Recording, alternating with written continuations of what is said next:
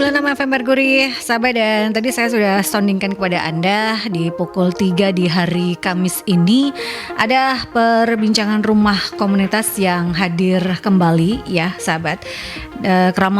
Selama kurang lebih 1 jam ke depan saya akan ngobrol bersama dengan komunitas yang terkait dengan anti hoax ya, yaitu Mavindo, dan tema kita adalah cegah hoax dengan konten pre-banking. Harapan Mavindo untuk humas institusi.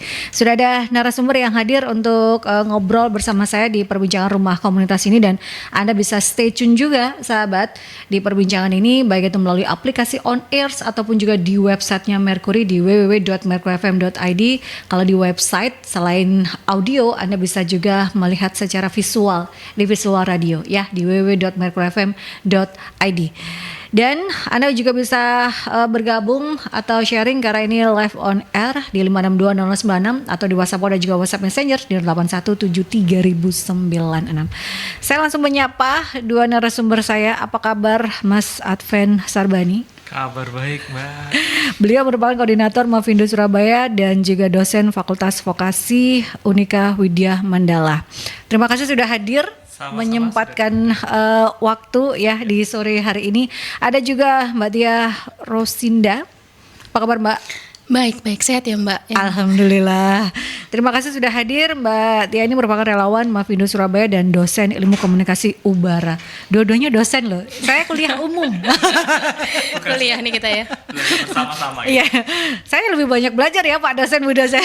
Berapa SKS kita Mbak? 4 ya, cepat-cepat lulus. Selama kurang lebih 1 jam ya, kita akan membahas cegah hoax dengan konten pre-banking. Harapan Mavindo untuk humas institusi. Dan sahabat, maraknya hoax dan disinformasi di media sosial atau aplikasi pesan ini masih menjadi masalah yang banyak terjadi di Indonesia. Hal itu dikarenakan hoax bisa menyebabkan kita kehilangan informasi yang benar ya, dan juga ini memiliki dampak pada ketidakstabilan sosial hingga keterbelahan di masyarakat, keberpihakan gitu ya. Sejumlah media menjalankan debunking atau melakukan bantahan atau hak jawab berkaitan dengan hoax dan disinformasi dengan cara pengecekan fakta. Tapi ada juga cara yang efektif mencegah paparan hoax, misinformasi dan disinformasi, yaitu dengan cara pre-banking. Ini seperti apa? Jadi saya langsung menanyakan pada dua narasumber. Apa yang dimaksud dengan konten pre-banking ini Mas Adven? Pengertiannya terlebih dahulu ya, karena kita di banking adalah kayak cek fakta gitu ya. Betul. Tapi kalau untuk pre-banking ini seperti apa? Sederhananya kalau pre-banking itu seperti strategi untuk pencegahan gitu ya. Jadi sebelum hoax itu menyebar, sebelum hoax itu muncul, kita sudah mencegah dulu. Kita sudah mengantisipasi dulu. Kita menciptakan benteng dulu gitu ya, supaya jangan sampai masyarakat itu jadi salah informasi atau menjadi misinformasi atau disinformasi bahkan gitu. Jadi kita memberikan antisipasi ketika nanti kita ada misalnya kebijakan ya, suatu kebijakan dikeluarkan, itu dampaknya bagaimana, kita sudah antisipasi dulu. Jadi kita memberikan pemaparan, edukasi, kita memberikan penjelasan dulu, kampanye dulu gitu ya, supaya clear, masyarakat paham ketika nanti kebijakan itu dikeluarkan, masyarakat juga sudah teredukasi terlebih dahulu. Oh, kenapa kok kebijakan itu muncul? Jadi masyarakat tidak bingung, masyarakat tidak resah kayak gitu. Berarti salah satu pendekatannya ini sama seperti sosialisasi, tapi yang benar-benar tepat kepada masyarakat, seperti itu ya. Sosialisasi, kampanye, lalu juga iklan layanan masyarakat. Jadi itu masyarakat sudah teredukasi terlebih dahulu, paham terlebih dahulu. Itulah pre-banking. Nah, itu makanya supaya ini berhubungan dengan humas institusi. Betul. Yang memiliki PR besar. Mungkin ya ini mungkin ya di garis bawahi, mungkin belum paham berkaitan dengan debunking apa, pre-banking apa. Nah, selama ada di lapangan ini apakah sudah teredukasi dengan baik kah beliau ini terkait debunking dan pre-banking, atau malah baru tahu ada istilah ini berkaitan dengan pemberitaan yang tepat, informasi yang akurat, seperti apa kalau di lapangan Mbak Tia? Iya. Kalau pre-banking itu semacam vaksin lebih simpelnya, Mbak. Antisipasi gitu ya. Tadi Mas Adven sudah banyak menjelaskan. Kenyataannya Mbak, dari 10 kota yang kita coba untuk keliling di Jawa Timur, beberapa lebih banyak yang belum paham tentang pre dan debunking dan pre-banking daripada yang sudah.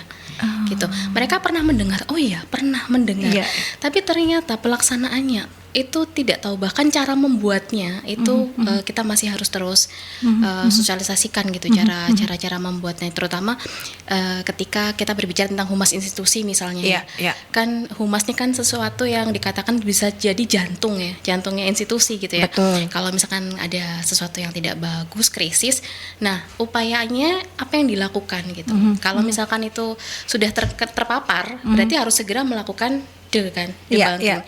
Jadi biasanya yang saya lakukan ya itu langsung memblast on di semua kanal-kanal media sosial itu dulu. Nah, pendekatan itu dulu yang harus dilakukan gitu ya. Dan kami juga dari Mavindo kan memang skupnya luas ya Mbak. Sebenarnya debunking pre-banking ini kan nggak cuman sekedar maksudnya kasus-kasusnya itu luas ya Mas Adven ya, nggak cuma krisis tertentu misalkan, tapi luas sekali, bisa menyangkut personal orang, juga bisa menyangkut institusi gitu. Jadi seperti itu. Nah, caranya yang paling tepat yaitu kita melakukan debunking dulu, baru setelah itu mungkin tahap-tahap selanjutnya bisa kita lakukan gitu. Gitu. Tapi kan ada kalanya informasi ini masif dulu di bawah itu kan, tapi yang di atas ini nanti tunggu dulu apa yang harus dilakukan gitu ya, menunggu.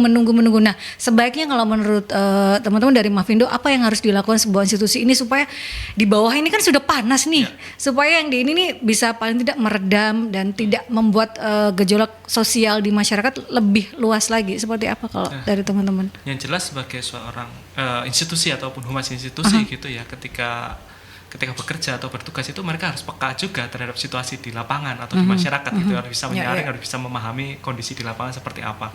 Kalau terkait dengan hoax ataupun informasi tidak benar yang disinformasi dan lain sebagainya, itu mereka harus bisa melihat gitu ya, masyarakat itu rasanya di mana, informasi-informasi apa yang membuat mereka itu jadi ragu, jadi bingung dan lain sebagainya. Jadi memang harus yang proaktif. Humas tidak bisa dalam posisi pasif mendapatkan kabar baru mereka melakukan debunking, tapi mereka juga harus proaktif terlebih dahulu gitu. Mereka harus bisa bergerak terlebih dahulu, menangkap gejolak di masyarakat, kondisi di masyarakat, bahkan yang belum bisa dikatakan atau menjadi viral pun mereka harus bisa menangkap dan bisa mengantisipasi terlebih dahulu. Sehingga penting juga sebagai suatu institusi mereka punya kanal yang cukup terpercaya, yang menjadi rujukan masyarakat untuk verifikasi kemana kami akan melihat cek kebenaran seperti itu. Karena kadang-kala kan hoax itu menyebar misalnya melalui WhatsApp kayak gitu ya, informasi terus mereka buat link, bahkan mereka sampai membuat website, bahkan mereka membuat Google Form dan lain sebagainya kayak gitu ya, atau mungkin grup tertentu gitu ya. Nah, ketika masyarakat yang tidak tahu itu ngeklik link itu, mereka melihat tampilannya seperti asli gitu ya. Tapi bedanya mungkin yang satunya COID, yang satunya adalah com dan sebagainya gitu ya. Jadi beda-beda dikit gitu, ataupun kata-katanya diubah gitu ya. Itu yang humasnya harus proaktif juga, bahwa mereka harus punya semangat untuk mengedukasi masyarakat bahwa kami yang resmi adalah yang ini, kayak gitu. Terus-menerus diulang dan masyarakat harus terus-menerus diingatkan kayak gitu. Jadi humas yang proaktif yang gitu. Karena kan ini bicara juga tentang kepercayaan gitu ya, pada institusi itu tadi kayak kalau ini kok dibiarkan saja, akhirnya trust itu juga akan tergerus gitu loh.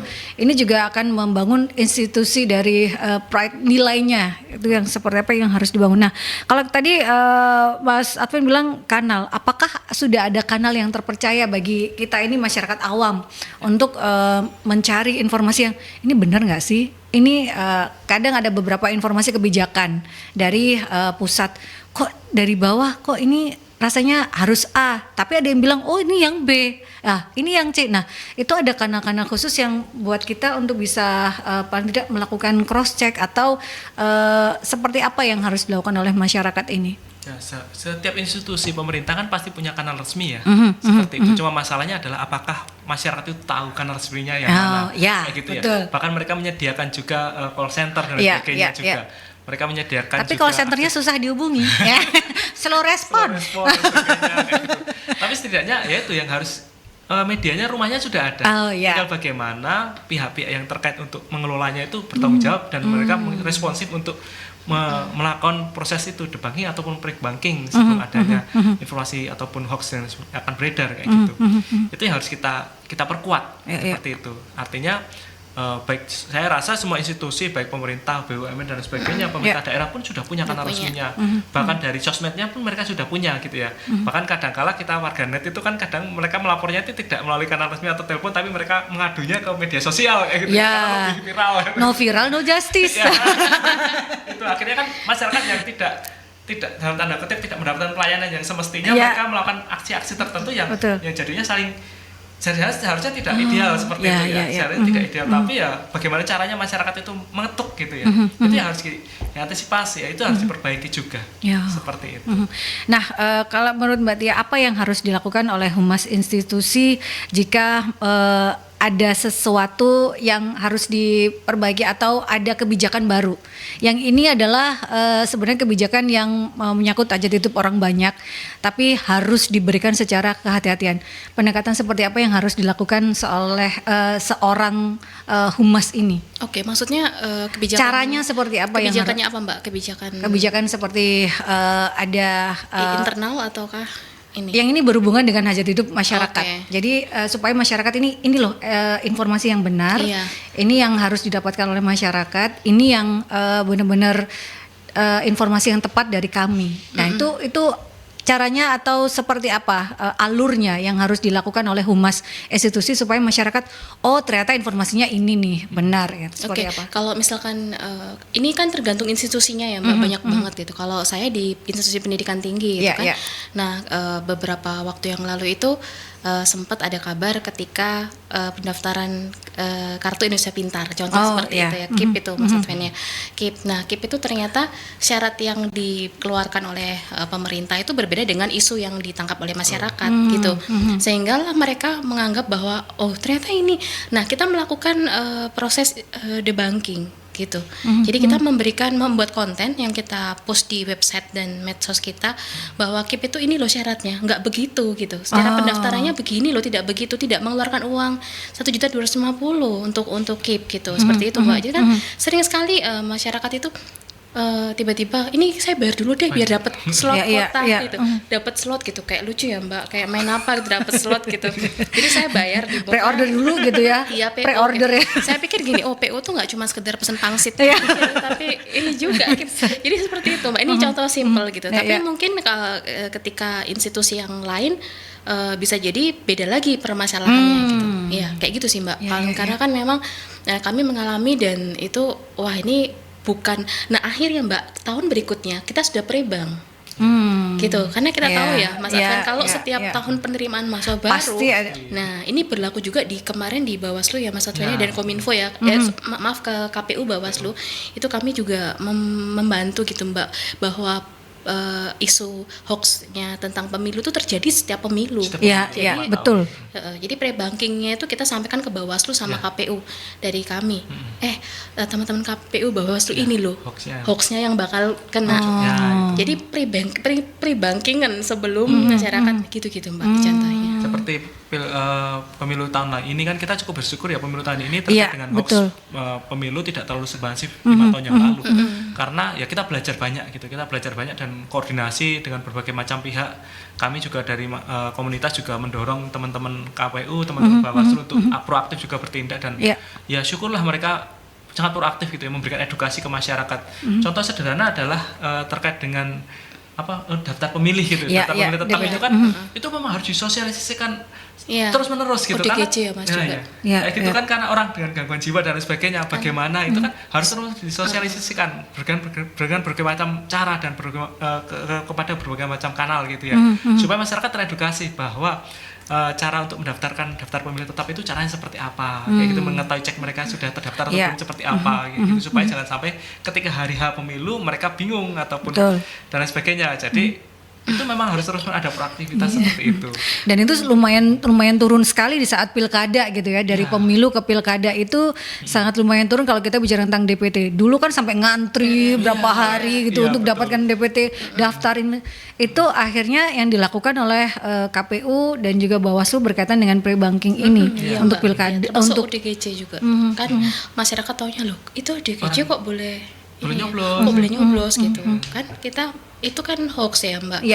Boleh, tapi kan leveling ODGJ itu kan ada beberapa gitu kan Mbak. Nah, itu yang kita bantu untuk kasih saran ke KPU Bawaslu, ini loh hoaxnya apa data kami gitu ya, data muncul itu 5 tahun yang lalu seperti ini gitu. Jadi kami diskusi juga, teman-teman Mafindo di pusat juga diskusi dan sangat didengarkan, dan ada MOU juga dengan teman-teman Bawaslu gitu, kerjasama, dan tidak hanya dengan Mavindo, tidak hanya KPU dan Bawaslu, tidak hanya dengan Mavindo, tapi berbagai macam komunitas kan. Dan syukurlah itu menjadi suatu gerakan bersama. Dan akhirnya dampaknya juga kita rasakan. Karena kita tidak mau 2009 terulang lagi yang ada kubu-kubuan itu kan aduh sampai 5 tahun berikutnya juga masih ada sisanya berasa gitu ya. Jadi di 2024 itu kita pengen menghilangkan itu semua gitu ya sahabat, supaya dan itu efektif sekali kalau kita bicara tentang pre-banking. Seberapa efektif penurunan dari berita hoax atau misinformasi dari masyarakat saat dilakukan pre-banking ini, Mas Advan dan juga Mbak Tia?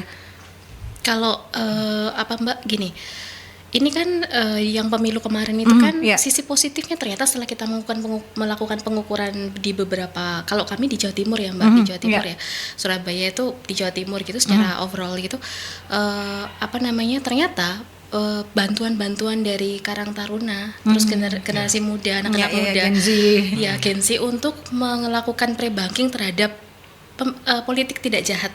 Justru yang jahat itu adalah para pemain-pemain yang tidak benar. Kayak gitu-gitu loh Mbak, simpel seperti itu. Nah, terus kemudian ajakan mereka untuk aspirasimu itu menentukan masa depanmu. Nah, ternyata digitalisasi itu ketika kita memang mampu mempush mereka dengan cara yang baik dan konten yang positif, itu mampu menurunkan hoax. Tapi kalau untuk ukurannya, saya lupa ya berapa persen ya kemarin ya Mas Evan. Tapi kami ada datanya, karena Mavindo itu tim risetnya selalu melakukan, bahkan kami punya tiap bulan itu ada laporan hoax itu tergantung kayak waktu COVID kita juga lengkap laporan itu, kemudian ke pemilu juga kita juga lengkap. Tapi ternyata memang turun Mbak. Itu ya karena sosialisasi yang terus menerus kebanyakan juga Mavindo kan banyak anak-anak generasi muda lah ya Mbak, banyak. Kami melihatnya seperti ini sih Mbak. Kami melihatnya adalah isu hoax ataupun mengharus utamakan anti hoax itu kan sudah menjadi bagian dari masyarakat ya. Kata hoax itu bukan kata yang asing gitu ya. Ketika mendapatkan kabar tertentu atau berita tertentu, masyarakat itu sudah aware juga. Jangan sampai ini mereka terjebak untuk men-sharekan atau memviralkan tanpa mereka ketahui kebenarannya gitu. Jadi bagi kami itu suatu keberhasilan bahwa sebelumnya mungkin 5 tahun atau 10 tahun yang lalu masyarakat masih belum paham ya. Mereka percaya aja bahwa dapat kabar kayak gini, dapat foto kayak gini, langsung saja gitu ya. Tapi sekarang masyarakat ditunda, bisa menahan jempolnya gitu ya. Bagi kami sudah suatu keberhasilan kayak gitu ya. Dan memang tahapan selanjutnya adalah bagaimana agar masyarakat itu lebih proaktif gitu ya. Karena kalau bagi kami ketika menahan jempol itu sudah suatu keberhasilan. Tapi ketika mereka menjadi proaktif dan menjadi agen-agen untuk mengedukasi masyarakat, itu yang PR kami selanjutnya. Ada yang sudah berani bisa seperti itu, tahu caranya gitu ya, mengecek fakta, lalu juga mengklarifikasi dan sebagainya. Tapi ada juga yang ya sudah mereka nahan juga, tidak lagi terburu-buru dan saling mengingatkan di grup, misalnya di grup WhatsApp ataupun di medsos dan sebagainya gitu ya, jangan sebarkan hoax dan sebagainya, ada konsekuensi pidana dan sebagainya. Itu bagi kami suatu hal keberhasilan juga gitu. Nah sekarang kan kita beralih dari pilkada yang sudah paling tidak diturunkan ya misinformasi, disinformasi dan hoax di pilkada maupun juga pemilu 2024 dengan adanya pre-banking. Tapi kan di media sosial kan masih banyak sekali video-video yang viral tapi ternyata itu informasinya tidak tepat, tidak benar. Itu kan masih banyak sekarang beredar, apalagi sekarang eranya adalah era audiovisual, bukan lagi grafis, bukan lagi teks gitu ya. Kita akan bahas bersama dengan teman-teman Mavindo, sahabat ya. Jadi tetap stay tune di perbincangan Rumah Komunitas. Ada juga bisa share bersama dengan kami di sini di 5620096 atau di WhatsApp dan juga WhatsApp Messenger di 08173096 ya. 96 FM Merkuri, sahabat masih di perbincangan Rumah Komunitas ya, terkait dengan tema cegah hoax dengan konten pre-banking, harapan Mavindo untuk humas institusi, bersama dengan Mas Advan Sarbani, koordinator Mavindo Surabaya, dan beliau juga merupakan dosen Fakultas Vokasi Unika Widya Mandala, dan juga ada Mbak Tia Rosinda, relawan Mavindo Surabaya, dan beliau juga merupakan dosen Ilmu Komunikasi Ubara. Jadi semuanya berhubungan. Tadi di off air juga perbincangan seru juga ya, meskipun cuma beberapa menit. Tapi kita kembali lagi masih berhubungan dengan literasi yang tepat untuk publik. Nah, kalau kita bicara tentang pre-banking, karakteristik apa saja yang harus dilakukan oleh para humas institusi ini supaya ini bisa membangun literasi publik? Karena banyak yang mengatakan, bahkan ada riset juga yang menuliskan Indonesia itu kalau bicara literasi itu sangat ada di ranking bawah. Nah, seperti apa seharusnya kalau kita bicara tentang literasi publik ini untuk disinformasi melalui pre-banking ini, Mbak Tia dan juga Mas Evan? Kalau bagi kami jelas bahwa tugas utama kita gitu ya, dan terutama ini kalau harapan kami kepada humas institusi adalah meningkatkan kesadaran masyarakat gitu, mengedukasi masyarakat. Kami ingin masyarakat itu sadar bahwa informasi yang mereka mendapatkan itu harusnya informasi yang benar dan valid kayak gitu. Jangan sampai mudah percaya pada informasi yang mereka terima dari siapa atau dari mana terus mereka percaya bahwa itu benar-benar 100%. Harus ada cek dan recheck dulu. Harus ada kemampuan mereka untuk mencari tahu dulu kayak gitu. Dan jelas bahwa sebagai humas institusi kita juga harus bisa menyediakan juga ya, menyediakan informasi yang valid seperti apa, menyediakan informasi yang tepat itu seperti apa dan sebagainya. Jadi harapannya adalah ya supaya masyarakat semakin teredukasi, masyarakat semakin mampu untuk memilah dan memilih informasi yang tepat bagi mereka dan juga meningkatkan kesejahteraan hidup akhirnya. Seperti itu. Kalau menurut Mbak Tia seperti apa? Iya, kalau debunking, ketika harus melakukan debunking dan pre-banking lebih sulit mana? Kan pasti lebih sulit kita melakukan debunking dibanding dengan pre-banking. Karena sudah ada yang datanya, tersebar gitu ya. Sudah tersebar dan penyebarannya kita nggak tahu ya Mbak Yanti. Seberapa kalau kita sudah bicara tentang digital, media maya gitu kan, nggak pernah tahu seberapa radius ini gitu dan terpaparnya separah apa gitu. Jadi kalau misalkan ini untuk humas institusi manapun institusinya, apapun institusinya, jadi yang pertama mungkin mengenali audiens untuk masing-masing, misalkan ketika institusi kesehatan, institusi pendidikan, kemudian institusi perbankan gitu kan, itu pasti ada audiensnya masing-masing ya. Nah kemudian ketika ada sesuatu perihal terkait keuangan, misalnya apa yang informasi yang salah di masyarakat, yaitu langsung saja dibuat kontennya gitu. Karena sampai sekarang masyarakat tuh punya kebiasaan tidak ke bank, tidak ke kampus, tapi langsung klik Mbak. Sesimpel itu, kita mau cari apa aja udah tinggal klik gitu. Jarang lah kita langsung datang ke ini sampai menanyakan ini benar nggak gitu. Jadi memang ketepatan dan kecepatan itu sesuatu yang menjadi ukuran di mana krisis itu berbanding dengan kepercayaan publik terhadap institusi. Nah itu tantangannya humas gitu dimanapun gitu. Saya yakin setiap humas di berbagai institusi itu sudah punya macam-macam SOP ya Mbak ya. Tapi kalau kami generalis di Mavindo, kami berharapnya memang isu ini karena sesuatu yang sangat seksi gitu ya, tidak berhenti saat ini saja. Setelah isu pemilu, apalagi isu yang lain gitu. Kemudian isu ini. Nah itu masing-masing humas institusi itu kan tahu bahwa oh itu akan kena ke saya gitu, ke perusahaan saya, berarti saya harus seperti ini, jadi seperti itu. Berarti yang benar-benar harus dikuatkan itu bagi institusi, apakah hotline-nya, call center, ataupun juga mimin-miminnya supaya tetap 24 jam atau seperti apa nih? Ya kan itu sebagai sarana ya kan, karena kita tadi Mbak Tia mengatakan orang jarang loh udah saya mau menanyakan ini nggak akan, langsung ngeklik. Apakah itu jadi hal yang penting untuk dikuatkan? Karena kan kalau sekarang mau hubungi masnya susah ya, call center atau apa kok nyambung hanya tut. Nah itu perlu dikuatkan lagi atau seperti apa sebaiknya kalau kita bicara tentang humas institusi gitu?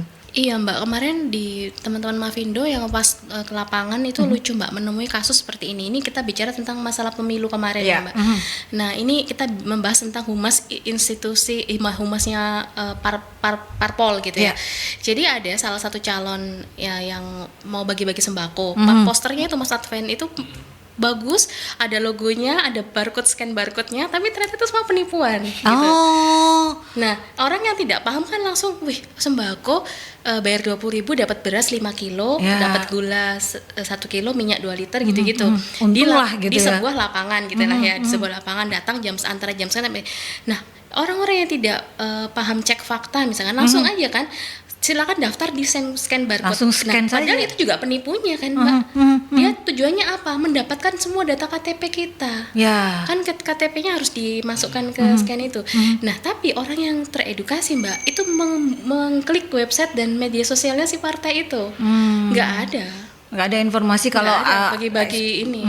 Jadi itu Mbak, contoh-contoh seperti itu yang kadang-kadang ini ketika kita bicara masalah politik pemilu, tapi mungkin juga ada hoax COVID yang bahwa obat ini bisa menyembuhkan ini kan itu masih relate ya sampai sekarang penyakit apa diobati dengan apa, bahkan dokter yang tidak punya ini ya, pokoknya kapasitas itu berbicara gitu ya. Jadi nggak melulu sebenarnya tentang kasusnya ini banyak, tapi kan intinya semua hoax, intinya semua. Ada beberapa waktu yang lalu berkaitan dengan informasi di TikTok ya, yang ramai akunnya namanya BPJS. Padahal BPJS pun mengklarifikasi bahwa itu tidak benar. Yang tidak aktif lama itu bisa mengaktifkan kembali, tinggal mengklik. Nah itu kan sekarang banyak sekali melalui video yang viral di TikTok, apalagi orang sekarang itu. Kalau menurut Mas Evan, apa yang harus dilakukan masyarakat ini? Akunnya bener loh, BPJS loh.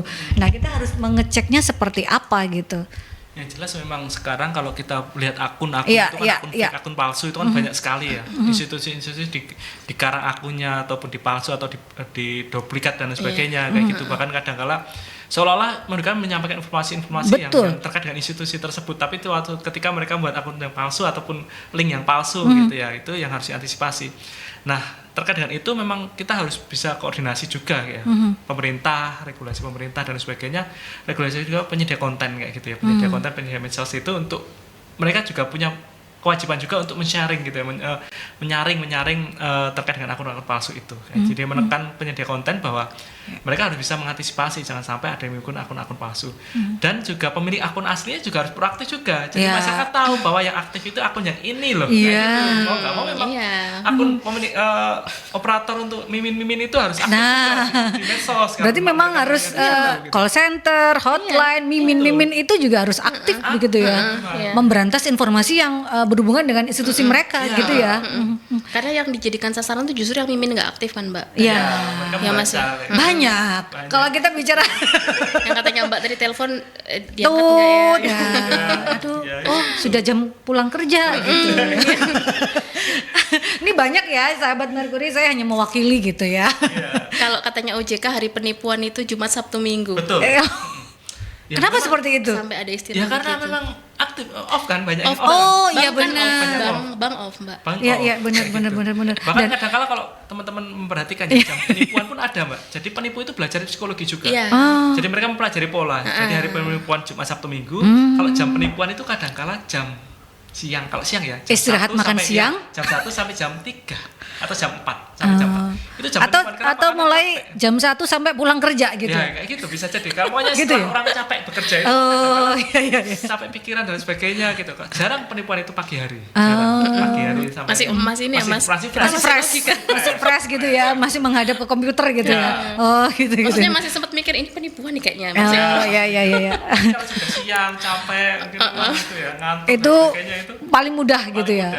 Jadi masyarakat harus lebih waspada ya kalau menerima link atau menerima telepon dan lain sebagainya itu pasti banyak gitu ya. Nah yang tidak kalah lagi adalah ini phishing. Itu klik ini bahkan di logonya bank kah, institusi resmi kah atau apa, itu kan sekarang banyak sekali, bahkan melalui video-video yang viral bahkan itu seperti apa juga, karena kan apakah juga sama OJK itu tadi ya, Jumat, Sabtu, Minggu, masyarakat juga jangan-jangan ini harus mulai aware gitu kah atau seperti apa nih menghadapi hal tersebut gitu. Ya saran kami jelas sederhana ya, jangan sembarang klik kayak gitu aja. Sekarang kalau dulu jangan sembarang share ya. Kalau sekarang klik, jangan mudah klik, asal klik. Kan kadang-kadang ada yang itu APK dan sebagainya. Betul. Yang klik foto ataupun dokumen nanti dokumennya bukan PDF atau bukan doc, tapi dokumen yang lain terus diklik masuk ke itu kan prosesnya walaupun tidak sesederhana yang dikatakan orang-orang ataupun yang dikatakan, tapi memang potensi untuk handphonenya terkena malware, terkena virus dan sebagainya, untuk menjadikannya dibajak dan sebagainya memang besar sekali. Jadi hati-hati untuk itu juga. Tidak hanya misinformasi, disinformasi, tapi hal-hal seperti itu sekarang sudah mulai banyak ya. Iya. Kalau dulu kan melalui WhatsApp group gitu ya, sekarang sudah mengarah ke konten-konten gitu ya.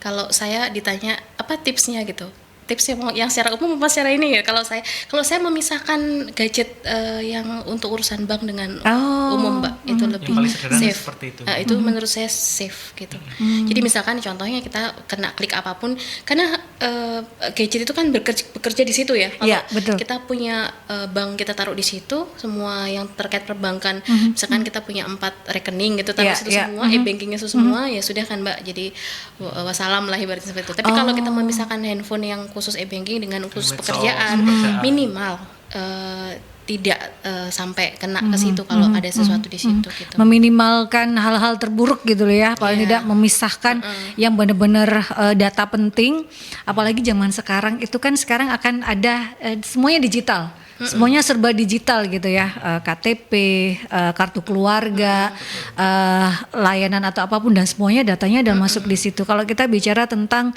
keamanan data juga kan ini berhubungan juga dengan trust ya. Nah itu seperti apa masyarakat harus menyikapi kalau kita bicara tentang, kan ini berhubungan dengan humas institusi juga, bahwa jangan asal memberikan informasi KTP, tapi itu kadang diminta juga oleh institusi. Nah kan kita bingung seperti apa seperti apa kalau gitu. Nah itu sejujurnya pun Mbak, di era digital seperti ini tidak ada seseorang yang bisa menjamin apakah data tersebut itu bisa bocor atau tidak ya Mas Advan ya gitu. Karena tidak bisa dipungkiri semua akses apapun kita menggunakan di semua lini kehidupan itu sekarang menggunakan barcode terus KTP dan segala macam ya. Jadi memang ya sudah Mbak, tindakan pencegahannya adalah gini, ketika kita paham bahwa aplikasi yang kita gunakan itu memang aplikasi yang valid, itu is okay gitu. Tapi kalau misalkan aplikasi belanja yang nanti kalau kamu masuk ke sini dapat cashback sekian-sekian. Nggak logis itu ya. Bisa jadi itu memang betul. Tapi kan semua kembali ke hati nurani kita. Penting nggak sih kita masukin data semua kita ke situ gitu? Ataukah cukup kita bisa belanja di marketplace yang ada di gadget kita yang nggak perlu pakai itu misalkan seperti itu. Jadi memang tidak pernah ada rumus bagaimana cara untuk mencegah itu di era digital. Kalau memang mau Mbak, kita nggak usah pakai apapun gitu kan. Tapi kan nggak bisa Mbak, nggak bisa gitu, nggak bisa. Intinya tuh bener-bener nggak bisa gitu. Jadi cara satu-satunya adalah ya misalkan kita belanja di supermarket sekarang, Bu bikin kartu anggota ya, pakai ini, sama kan pakai ini. Nah kita nggak pernah tahu kan kebocoran itu seperti apa. Sementara yang pusat aja bocor datanya, gitu loh, Mbak. Jadi masyarakat ini terkait udah kita bahasnya sekarang sudah public trust terhadap permasalahan itu gitu.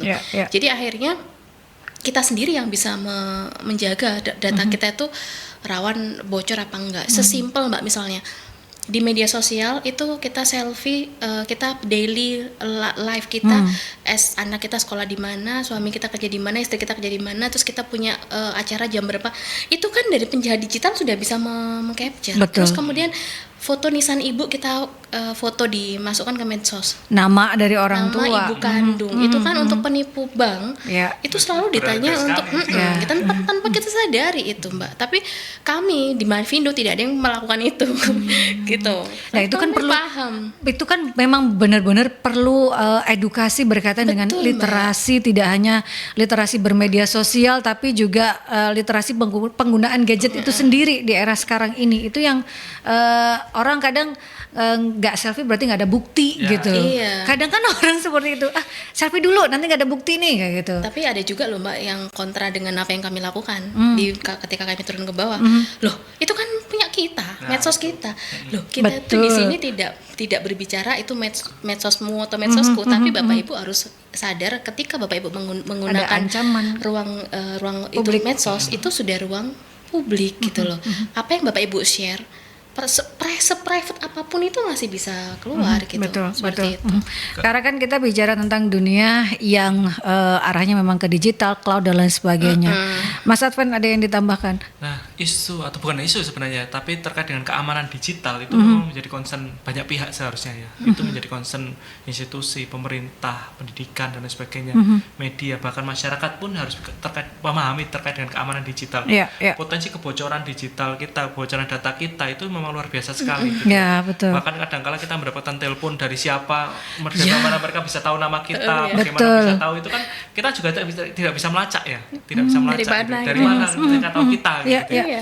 Itu karena memang ya terkait dengan itu infrastruktur kita ataupun edukasi masyarakat juga dan konsen banyak institusi terkait dengan yang seharusnya bertanggung jawab untuk itu memang lemah sekali di Indonesia ini. Gitu ya. Mau nggak mau masyarakat memang harus sadar bahwa ya tugas mereka sendiri yang untuk melindungi gitu ya. Tugas mereka sendiri juga untuk menjaga jangan sampai kebocoran data itu mengakibatkan suatu hal yang buruk bagi mereka. Mitigasinya jelas sederhana ya. Misalnya memakai 2 gadget untuk memisahkan antara yang gunanya untuk terkait dengan tugas profesional ataupun tugas medsos dan sebagainya senang-senang, atau yang dengan keamanan digital ataupun keuangan dan sebagainya kayak gitu itu harus dipisahkan misalnya. Atau misalnya jangan terlalu oversharing kayak gitu, jangan terlalu oversharing. Lalu juga jangan juga terkait dengan penasaran gitu ya, karena kan secara mereka bermainnya itu main psikologis kita, membuat kita penasaran, membuat kita selalu merasa ingin lebih, kadang mohon maaf serakah kayak gitu ya, ingin mendapatkan sesuatu yang keuntungannya berlipat tapi seharusnya secara rasional tidak masuk akal, tapi kita merasa ini kesempatan emas kayak gitu ya, terus kita klik aja, ternyata penipuan kayak gitu kan ya, karena adalah ya psikologis kita, karena mainnya para penjahat digital itu main ke psikologis juga sebenarnya. Betul. Itu yang juga harus dipahami bahwa butuh kedewasaan untuk di dunia sekarang ini ya, baik itu dunia maya ataupun dunia nyata gitu ya. Kita ke jeda iklan terlebih dahulu, sahabat tetap stay tune di perbincangan Rumah Komunitas. 96 FM Merkuri, sahabat, tidak terasa karena kalau kita bicara terkait dengan hoax, disinformasi, misinformasi di dunia digital sekarang ini itu luas sekali gitu ya. Pencegahannya adalah kembali ke diri kita, seperti itu ya Mbak Tia ya, dan juga Mas Advan ya, kembali ke diri kita, bagaimana kita bisa lebih dewasa menyikapi hal-hal informasi yang masuk ke kita. Kayak tadi Mbak Tia mengatakan bahwa informasi itu seperti kita mendapatkan suntikan. Nah, kalau kebanyakan kan kita gumoh juga ya. Iya, gumoh, muntah. Gumoh gitu ya. Nah, supaya tapi kita butuh informasi di era sekarang ini. Nah, seperti apa menyikapi banyaknya informasi-informasi yang ada pada dunia yang sekarang ini, baik dunia maya ataupun juga dunia nyata ini. Mas Advan, seperti apa? Ya, akhirnya kita memasuki era di mana keberlimpahan informasi. Zaman dulu kan informasi itu sangat sulit diakses, sangat sulit didapatkan, tapi sekarang itu semua kan seolah-olah tinggal klik aja kita dapat banyak informasi. Di antara ratusan atau ribuan informasi itu ya pasti banyak sampah juga kayak gitu ya. Ya tugas kita adalah kemampuan untuk memilah dan memilih itu. Itu ya kemampuan critical thinking akhirnya gitu ya. Kami mengedukasi masyarakat. Awalnya kami adalah komunitas yang bergerak di bidang cek fakta, debunking dan lain sebagainya, tapi kami sadar akhirnya ketika kami debunk dan lain sebagainya itu ketika kami dapatkan hoax ya, kabar hoax atau berita yang tidak benar seperti itu, 1.000 orang menyebarkan. Tapi ketika kami debunk, yang menyebarkan hasil dari debunk kami ataupun klarifikasi yang kami dapatkan kayak gitu ya, berita yang benar itu mungkin ratusan aja, kayak gitu. Jadi nggak sampai separuhnya dari yang menyebarkan gitu ya? Nggak sampai separuhnya gitu ya. Jadi bagi kami ini bagaimana ya kayak gitu. Jadi kami belajar di situ, proses kami cek fakta kami masih jalan, tapi kami beranjaknya adalah bidang literasi digital. Kami beranjak ke bidang untuk meningkatkan sikap kritis masyarakat. Critical thinkingnya kami tingkatkan. Kami mengedukasi, kami kampanye, kami mengingatkan masyarakat, kami ajari masyarakat menggunakan tools periksa fakta. Lansia juga ya, Lansia juga. Nah itu kan lansia orang juga. yang baru masuk dunia digital gitu ya. Istilahnya kalau lansia itu adalah digital imigran. Kayak gitu. Jadi ada istilah di akademisi itu ada digital native dan digital imigran. Digital native adalah anak-anak yang terlahir di era digital ini. Mereka secara natural sudah paham, mereka sudah bisa menggunakan. Ya seperti anak-anak sekarang, mereka menggunakan handphone itu nyaman sekali, mereka scrolling dan sebagainya gitu ya. Dan mereka sudah menggunakan istilah-istilah tertentu yang bagi kita yang mungkin ini ngapain sih mereka seperti itu, tapi mereka dunia mereka seperti itu. Sementara lansia itu kan digital native, mereka dari analog, teknologi analog masuk ke dunia digital. Dari satu sumber informasi, satu sumber, misalnya televisi cuma satu, sekarang banyak saluran dan channel-channel dan lain sebagainya. Ketika mereka tidak bisa memilah dan memilih mana yang benar, mereka percaya aja semuanya. Nah, itu ya kami edukasi juga lansia itu. Nah, kami berusaha untuk meningkatkan kemampuan berpikir kritis, skeptis. Manusia itu harus kita belajar tidak harus menerima gitu ya, menerima informasi mentah-mentah, tapi juga bisa menyaring gitu ya, menyaring informasi yang benar seperti apa. Tidak langsung menerima informasi bahwa ini pasti benar, kayak gitu. Jadi berpikir kritis, menggunakan logika, direnungkan dulu, ini benar nggak sih kayak gitu, ini masuk akal nggak sih kayak gitu, menggunakan akal kita. Satu-satunya tool yang harus kita miliki di era digital adalah kemampuan mengasah akal kita ini. Tapi kan generasi kita juga generasi FOMO juga. Nah itu. Nah, dibenturkan oleh FOMO seperti apa Mbak Tia? Mas Adven yang bisa jawab. Kan generasi kita tuh, oh ini yang lagi viral, oh ini yang ini. Jadi FOMO, segala informasi, oh pasti ini yang paling ini. Padahal itu belum tentu gitu ya, belum tentu informasi itu tepat gitu dan benar. Kan itu generasi-generasi yang FOMO, seperti apa Mbak? Iya kan, jadi bener Mbak, sekarang era gumoh informasi gitu. Ya ampun, itu memang bener ya. Jadi langsung ada istilah nih, era gumoh informasi gitu. Kan sebetulnya yang mengetahui persis yang kita butuhkan itu sebenarnya kita sendiri. Yeah. Kan? Nah, tapi memang kadang-kadang ketertarikan kita untuk lebih banyak mendengarkan dan melihat apapun yang tidak kita butuhkan, itulah yang akhirnya membuat itu semakin kacau dan lahirnya penipuan digital kan dari situ juga gitu Mbak akhirnya. Ya apa ya Mas Adven ya? Seru sih kalau FOMO dan ini kita belajar dari banyak tokoh-tokoh ataupun ya tokoh-tokoh bahkan internasional yang mereka memang bergerak di situ kayak Mark Zuckerberg dan sebagainya. Itu kan mereka mengajari anak-anak, Steve Jobs dan sebagainya mengajari anak-anak mereka tidak terlalu banyak menggunakan gadget. Mereka itu bergunakan medsos, bergunakan gadget dan sebagainya. Tapi mereka mengajari anak-anak mereka tidak berinteraksi tidak terlalu banyak terhadap gadget gitu ya. Itu juga lucu. Tapi kalau kita renungkan memang benar juga kayak gitu ya. Karena dunia media sosial, dunia media maya itu dunia maya. Iya. Dunia panggung saja. Ada batasnya sebenarnya ya. Seperti itu. Frame-nya kan kecil aja, tapi di luar itu kan ada dunia yang lain. Nah, ini harus kita sadarkan gitu ya ke masyarakat, ke anak-anak kita generasi sekarang, generasi FOMO itu bahwa jangan sampai Anda terlalu terjebak pada frame yang kecil itu di layar itu. Bahwa di luar itu masih banyak hal yang lain yang bisa Anda eksplorasi, bisa Anda nikmati juga. Tidak harus sesuatu yang viral itu Anda ikuti gitu ya. Tidak harus tempat yang keren, yang kelihatan keren di media sosial harus Anda datangi gitu ya. Karena yang didatangi karena itu teknik video saja yang seolah-olah itu menarik sekali. Ketika kita datang ternyata kok seperti ini kayak gitu ya. Makanan yang kelihatan keren, kelihatan viral dan sebagainya. Kita aslinya tidak sesuai dengan ekspektasi. Gitu ya. Mereka belajar, seharusnya masyarakat anak-anak FOMO itu juga harus belajar bahwa jangan sampai mereka terjebak pada situasi di mana mereka itu ngikuti arus, ngikuti tren yang bagi mereka malah justru menjauhkan mereka dari identitas dan kebahagiaan mereka sendiri. Kayak gitu. Bukan memang susah sih itu Mbak, bukan pekerjaan yang mudah gitu. Iya betul, butuh kedewasaan, butuh kecerdasan untuk berliterasi yang baik, butuh kita sendiri yang harus mengetahui kecukupan, ya. Karena kan kalau kita makan sebelum lapar gitu ya, berhenti sebelum kenyang ya.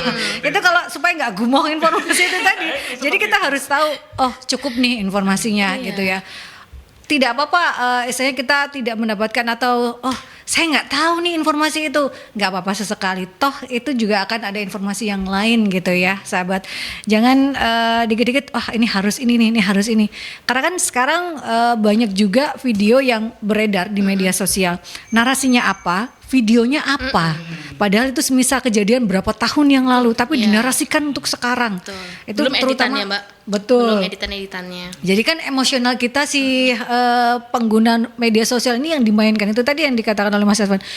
Kita ini dimainkan secara emosional kita, secara psikologis kita oleh penyebar-penyebar informasi ini gitu ya. Berarti seperti apa kondisinya kalau kita gampang sekali mengikuti hal-hal yang padahal ini informasi yang nggak tepat loh, ini 2 tahun yang lalu.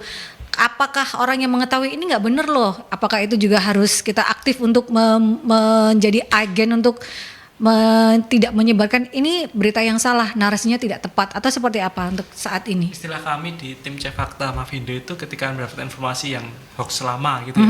Bagi kami adalah hoax lama bersemi kembali gitu ya. Hoax lama bersemi kembali ya. Itu kami tahu ini hoax gitu loh. Langsung teman-teman Cek Fakta itu tahu ini hoax. Mereka bisa tracing dan sebagainya. Ini muncul 2020 sudah ada ini. Bahkan tracing lagi lama itu sebelumnya sudah ada, 2019 misalnya sudah ada. Kayak gitu, sekarang dimunculkan lagi. Bagi kami adalah terkait dengan itu ya mau nggak mau kami harus klarifikasi bahwa yang benar sekarang yang sedang viral ini hoax lama, jangan dipakai, jangan dipercaya kayak gitu ya. Nah saran kami adalah jelas bahwa ketika mendapatkan informasi itu masyarakat sekali lagi seharusnya tidak langsung menerima itu mentah-mentah kayak gitu ya, walaupun itu viral, walaupun itu kayak menyebarkan dan sebagainya, karena ya itu tidak semua informasi di media sosial itu benar kayak gitu ya, kita harus tahu itu dan harus sadari itu gitu ya. Tidak hanya sesuatu yang viral itu pasti baik ataupun pasti keren, pasti menjadi suatu hal yang benar gitu. Jadi ya gitu sih. Karena kan kalau bicara tentang kembali lagi ke institusi kan kadang kelangkaan ini itu tiap tahun terjadi. Tapi kan masyarakat belum tentu tidak seburuk yang tahun sebelumnya semisal, tapi dinarasikan bahwa wah ini lebih parah dari tahun sebelumnya gini. Nah, itu tugas dari Humas juga yang harus gercep kah untuk menangkis informasi yang beredar di masyarakat atau seperti apa Mbak Tia? Itu kan juga sangat penting ya di era yang sekarang ini. Wah, jangan akhirnya orang-orang ini berebutan untuk mendapatkan barang tersebut. Nah, seperti apa? Iya, kan kalau misalkan kita meminta para penyebar hoax untuk berhenti itu susah, Mbak. Ya. Itu karena mereka juga bekerja. Ya, betul. Itu pekerjaan mereka gitu ya. Mereka bekerja dan setiap pekerjaan pasti menghasilkan. Iya. Gitu. Jadi yang bisa kita lakukan memang literasi yang tiada henti akhirnya, mengedukasi bahwa ya kita menjaga diri kita sendiri gitu. Karena meminta hei para penyebar hoax hentikan gitu. Sadarlah. Terus kemudian termasuk juga para penyebar iklan-iklan yang palsu, yang bombastis kayak gitu. Susah, Mbak. Jadi memang yang perlu dilakukan kita para humas gitu ya, di humas di institusi ya, itu tadi terkenali memang target pasarnya dan aktif lah di admin-adminnya itu untuk aktif, karena orang akhirnya tahu begitu ada sesuatu saya harus menghubungi ini, dan bahkan sebelum dia menghubungi, yang bagus lagi itu, yang keren lagi, kalau dia sudah pasang di media dan websitenya itu bahwa ini bukan lowongan pekerjaan dari perusahaan kami gitu, kami tidak pernah maka tadi Mas Adven ceritakan Humas itu adalah orang yang punya 1000 mata dan 1000 telinga. Kepekaannya itu mengalahkan seluruh di dalam institusi gitu. Dia bisa kerasa bahwa ketika aku buka rekrutmen asli, ini pasti ada penipuan gitu. Nah, akhirnya dengan logo yang sama, tapi barcode-nya juga itu barcode penipunya itu pada sesi pertama, istilahnya di tahap pertama masuk, tapi tahap kedua ada yang harus dikeluarkan, ditransfer. Nah, jadi misalkan sesimpel bahwa seluruh informasi hanya dari sini. Nah, itu kan bisa kan, Mbak? Apabila Anda menerima salinan yang sama, poster yang sama, file sama, itu ketika bukan dari sini ya gitu. Dan kami semua pernah mendapati, Mbak, model kayak penipuan itu di mana posternya itu asli. Tapi kan kadang kalau disebarkan WhatsApp ada caption ya, ada penjelasannya. Nah, diganti linknya ternyata. Iya, di captionnya. Captionnya itu diganti linknya kayak gitu. Karena di poster itu tidak ada link, tidak ada barcode, tidak ada linknya. Jadi mereka buat linknya itu di link captionnya itu. Tapi ternyata disebarkan berapa kali, sudah banyak. Ada yang mengganti linknya dan mengarahkan ke yang lainnya. Nah, itu kan kata siapa, penipu tuh nggak cerdas kan? Banyak jalan menuju Roma ya. Banyak, Mbak, banyak jalan menipu. Itu yang ternyata masih banyak, tidak hanya kalau mungkin 4 tahun lalu mungkin informasi di WhatsApp grup ya, karena eranya pandemi gitu ya.